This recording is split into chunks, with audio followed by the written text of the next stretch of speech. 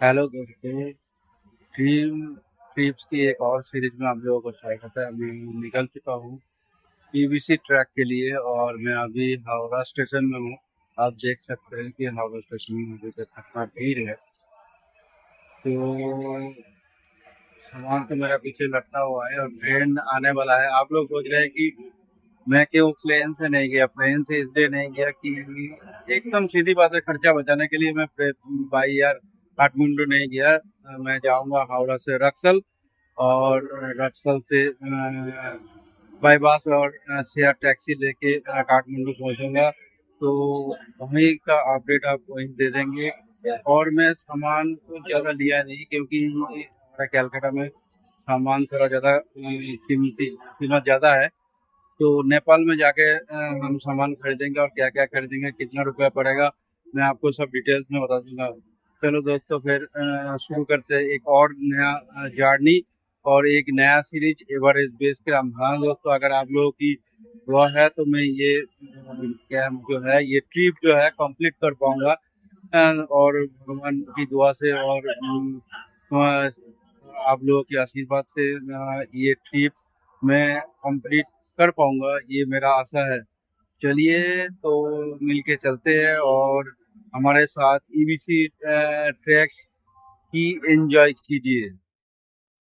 हाय दोस्तों, हमने अभी रक्सौल स्टेशन में उतरा। रक्सौल स्टेशन में उतरने के बाद ये टांगा वाला मिला। इस टांगे से हम चलेंगे बीरगंज, लेकिन पता नहीं अभी कब तक आएगा क्योंकि मैं अकेला हूँ। अकेला होने की वजह से ये टांगे में जब तक 4 आदमी नहीं होगा तब तक ये नहीं छोड़ेगा। तो टांगे से बीरगंज जाएंगे, वहाँ देखते हैं अगले बार अगले टाटा सुमो कब तक मिल जाता है जाने के लिए बीरगंज से काठमांडू जाने के लिए। तो हमारे साथ रहिए और अपडेट में देते रहूँगा ये पूरे जर्नी का कि रक्सौल से काठमांडू कैसे पहुँचते हैं, कहाँ से टाटा सुमो मिलता है, ये सब जानकारी हम आपको देते रहेंगे।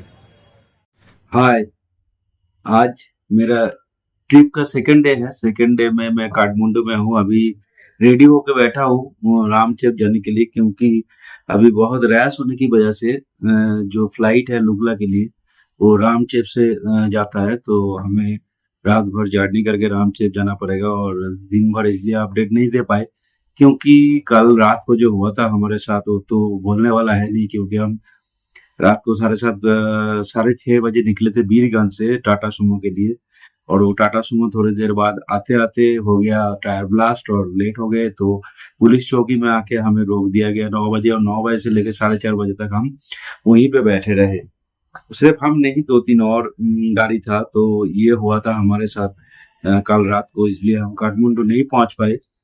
तो काठमांडू आज सुबह पहुंचा और उसके बाद थोड़ा बहुत ब्रेकफास्ट वगैरह करके फिर तमिल में चले गए कुछ सामान खरीदने के लिए।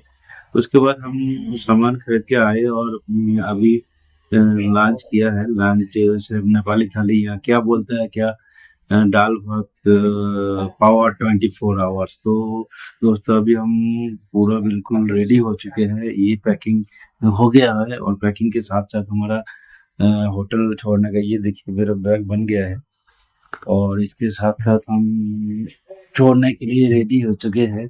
मेरा जो एजेंट है वो आएगा, आने के बाद हम चलेंगे रामचेप के लिए और कल सुबह से हमारा ट्रैकिंग शुरू हो जाएगा लुगला एयरपोर्ट से। तो कल तब तक के लिए कल की अपडेट हम देने की कोशिश करेंगे। गुड मॉर्निंग दोस्तों, आपको इस जर्नी की थर्ड दिन में स्वागत है। पूरे रात भर जर्नी करके हम आए हैं कहाँ, रामचेप। एक छोटा सा एयरपोर्ट है, आपको प्लेन भी छोटा छोटा है और ये एयरपोर्ट चारों तरफ आप देख सकते हैं।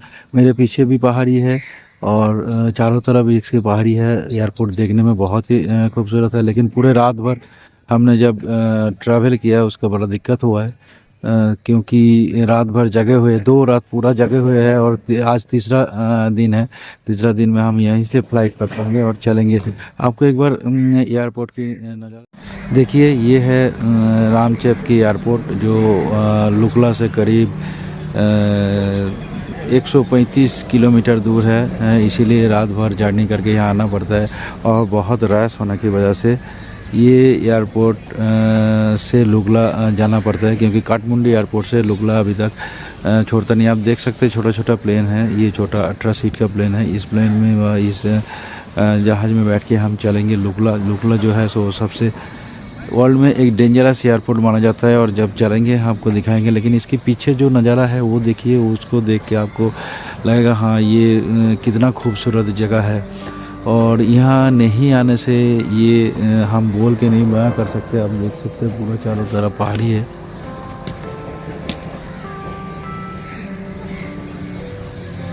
खूबसूरत नज़ारा।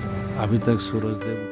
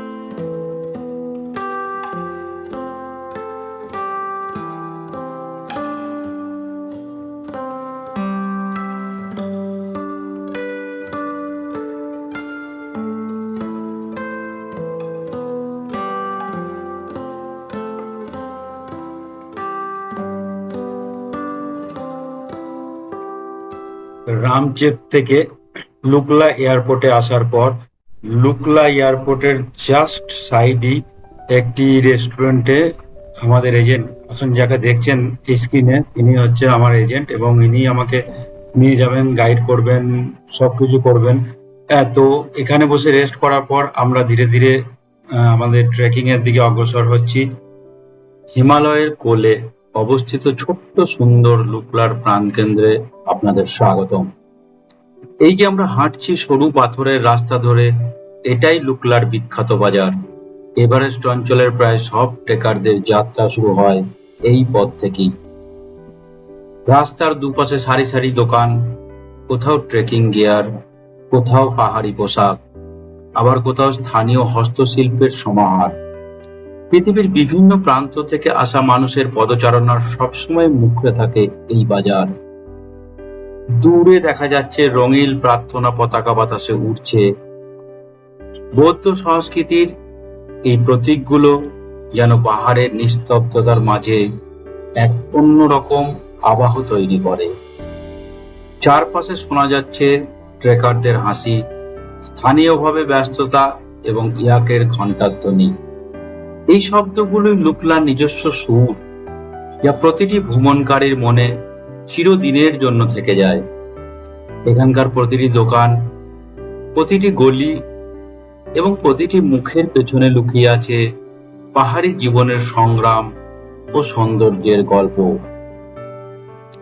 সমুদ্রপৃষ্ঠ থেকে প্রায় 2860 মিটার উচ্চতায় অবস্থিত এই ছোট্ট বাজার শুধুমাত্র কেনাকাটার জায়গা নয়, বরং এটি হিমালয়ের অভিযাত্রীদের মিলনস্থল বলতে পারেন। আপনি যদি ভালো করে লক্ষ্য করেন, দেখতে পাবেন বিশ্বের নানা দেশের মানুষের একসঙ্গে হেঁটে যাচ্ছে একই স্বপ্ন নিয়ে, একই লক্ষ্য নিয়ে, পৃথিবীর সর্বোচ্চ শৃঙ্গ মাউন্ট এভারেস্টকে কাছ থেকে দেখার স্বপ্ন। এই বাজারের প্রতিটি পদক্ষেপ আমাদের আরো কাছে নিয়ে যাচ্ছে সেই মহান হিমালয়ের দিকে, যার সৌন্দর্য ভাষায় প্রকাশ করা কঠিন। লুকলার এই প্রাণবন্ত পরিবেশ, পাহাড়ি মানুষের আন্তরিকতা এবং চারপাশের অপার সৌন্দর্য যেন যাত্রার শুরুতেই মনে করিয়ে দেয় এটি শুধুমাত্র একটি ট্রেক নয়, এটি একটি অজীবনের অভিজ্ঞতা। চলুন আমরা এগিয়ে যাই আমাদের পরবর্তী গন্তব্যের দিকে, যেখানে অপেক্ষা করছে আরো রোমাঞ্চকর পথ, হিমালয়ের নতুন গল্প।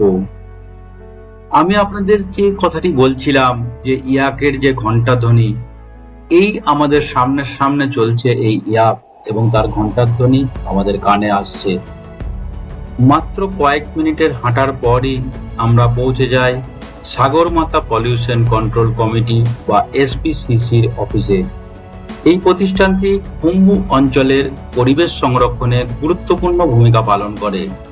এভারেস্ট অঞ্চলের পরিচ্ছন্নতা ও বর্জ্য ব্যবস্থাপনায় দায়িত্ব তাদের অন্যতম প্রধান কাজ। এখানেই ট্রেকারদের বিভিন্ন তথ্য প্রদান করা হয় এবং অনেক সময় ট্রেকিং সংক্রান্ত প্রয়োজনীয় নির্দেশনাও পাওয়া যায়। আরো একটি এগিয়ে আমরা দেখতে পাচ্ছি টুরিস্ট পুলিশ লুকলা। পর্যটকদের নিরাপত্তা ও সহায়তার জন্য এই অফিস গুরুত্বপূর্ণ ভূমিকা পালন করে। জরুরি পরিস্থিতি, তথ্য সহায়তা কিংবা নিরাপত্তা সংক্রান্ত যে কোনো প্রয়োজনে পর্যটকরা এখান থেকে যোগাযোগ করতে পারেন। এই ভবনটি শুধু একটি প্রশাসনিক অফিস নয়, বরং এভারেস্ট অঞ্চলের প্রবেশকারী অসংখ্য অভিযাত্রীর জন্য একটি নির্ভরতার কেন্দ্র।